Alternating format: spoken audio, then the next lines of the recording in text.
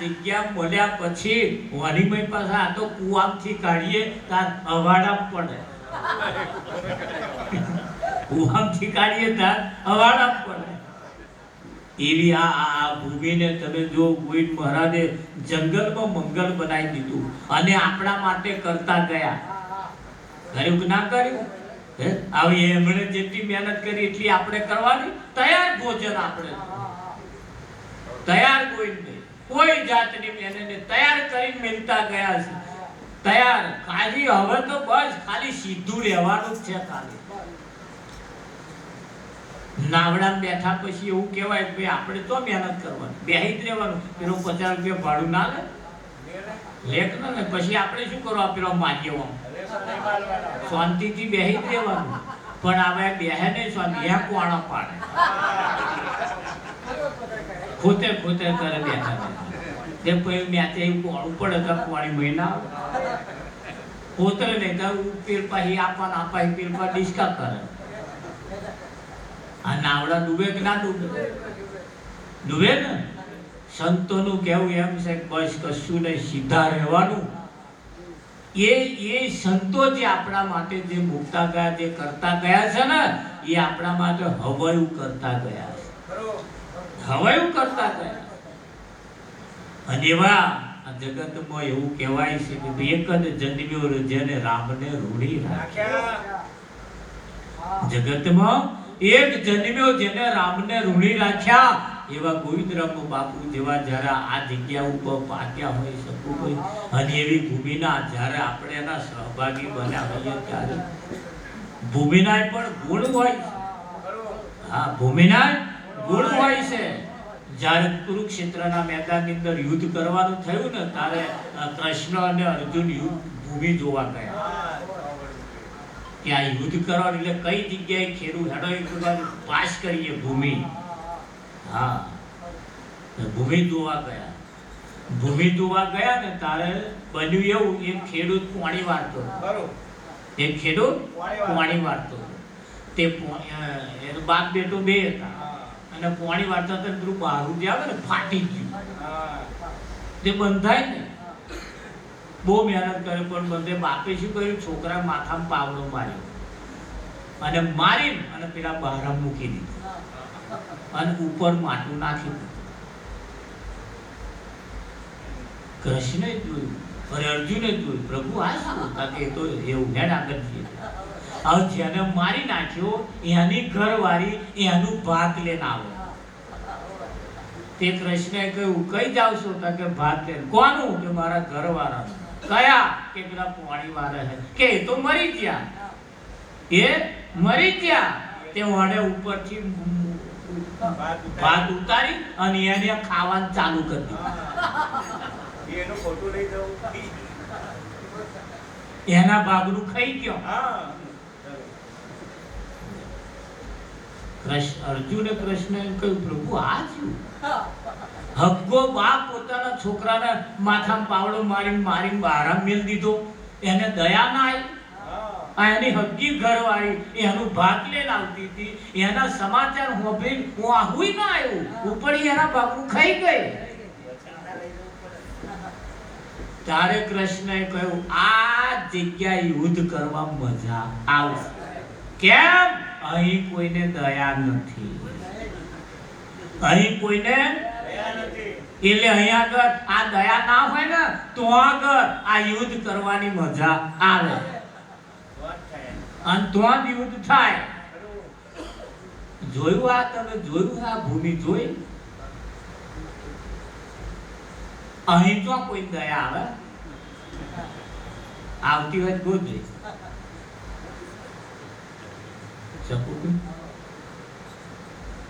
એક બેનના ઘરવાળાને જેલમાં પૂરેલા. જેલમાં પૂરેલા. તે કોણ ખબર કાઢવા ગયા. ખબર કાઢવા જઈને તો મળ્યા, વાતચીત કરી. પછી પેલા જે જેલર હતા ને એને કહ્યું તમે મારા ઘરવાળાને બહુ કામ કરાવો છો. કે જમાદારે કહ્યું કશું કામ નહીં, તો બેઠો બેઠો ખાય છે. જેલમાં શાનો કામ કરવાનો? ના થાકી જાય છે, આટલું બધું કામ કરાવો છો, આટલું બધું કામ નહીં કરાવવાનું. કે આટલું બધું કામ કરવાનું થાકી જાય છે.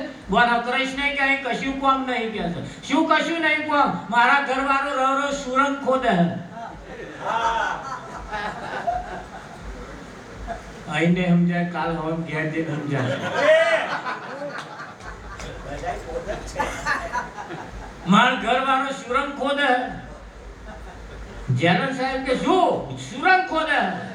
જઈને જોયું તા તો સુરંગ ખોદો મારો બેટો, આ તો નવરો નહીં. ત્યાં પેલો એકદમ આવું કહ્યું છે સુરંગ ખોદે, એવું જમાદારને શું કરવા કહ્યું? એ જોણા કાવો બાર ના નીકળે એમ હાલ. બોલો સપુ અહીં કોઈને દયા નથી. સંતોએ કહ્યું કોઈ કોઈનું નથી રે, કોઈ કોઈનું નથી રે, કોઈ કોઈનું નથી રે, કોઈ કોઈનું નથી રે. તમે નાહક ના, તમે નાહક ના મરો બધા પછી નથી રે, કોઈ કોઈનું નથી રે. તમે નાહક ના મરો બધા પછી નથી રે, કોઈનું નથી રે. તમે નાહક ના મરો બધા પછી નથી રે, કોઈ કોઈનું નથી રે. તમે નાહક ના મરો બધા પછી નથી રે, કોઈ કોઈનું નથી રે. ઘડિયા ઘરો અત્યારે છલકાઈ જવા બેઠો.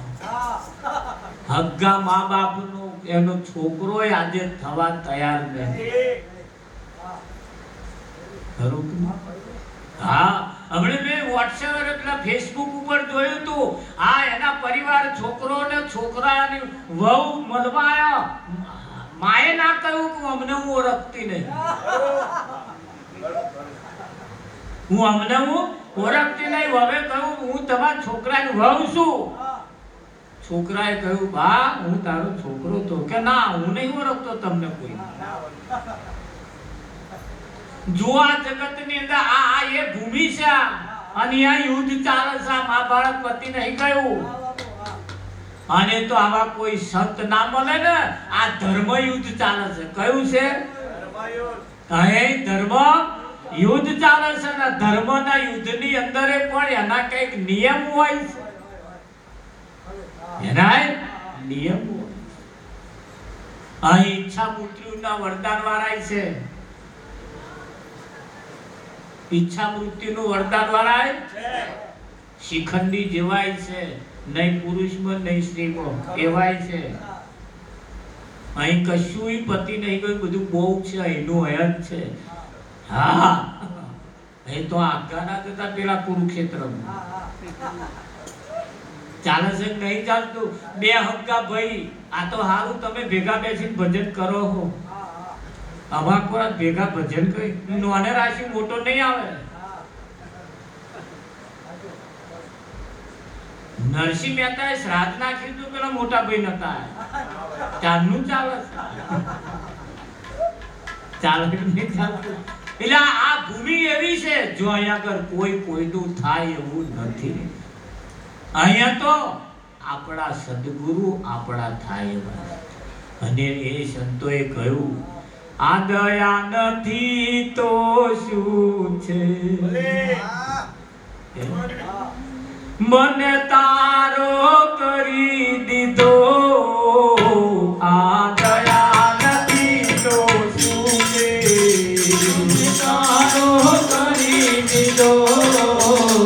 આ દયા નથી તો શું છે?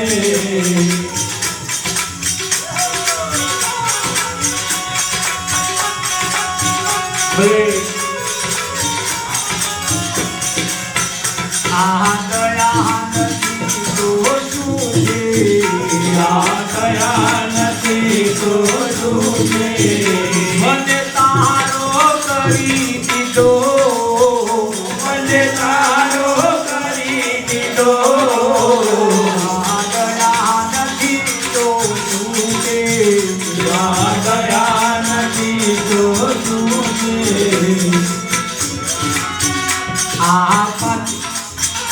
આ આ કાચી માટીનો ગરુલો, આ કાચી માટીનો ગરુલો, એને છલકતો કરી દીધો, એને છલકતો કરી હા. દીધો, એને છલકતો કરી દીધો, એને છલકતો કરી દીધો. આ દયા નથી તો શું છે? આ દયા નથી તો શું છે? મેં તો જરા સમાજી જોયું, મેં તો જરાક માગી જોયું, મેં તો જરા સમાજી જોયું, મેં તો જરાક માગી જોયું. ત્યાં તો ઢગલો કરી દીધો, ત્યાં તો ઢગલો કરી દીધો, ત્યાં તો ઢગલો કરી દીધો, ત્યાં તો ઢગલો કરી દીધો. દયા નથી તો શું છે? આ દયા નથી તો શું છે? મને તારો કરી દીધો, મને તારો કરી દીધો.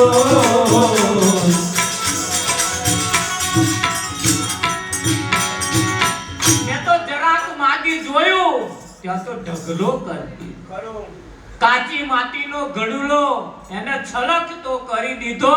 આ એની દયા નથી તો છે શું? ગોવિંદરાવ મહારાજ બાપુ જેવી મહાન પુરુષોની આપણા ઉપર દયા છે, બાકી આપણું અસ્તિત્વ અહીં હોય એવું તમને લાગે? આ તો એમની દયા છે. હે? કાળીદાસ બાપુ જેવાની કૃપા એમની છત્ર છાયા છે કે નહીં? હે? જો એમને કેવી કેવી રમૂજમાં આપણને મૂકી દીધા છે. ખરું કીધું? હા.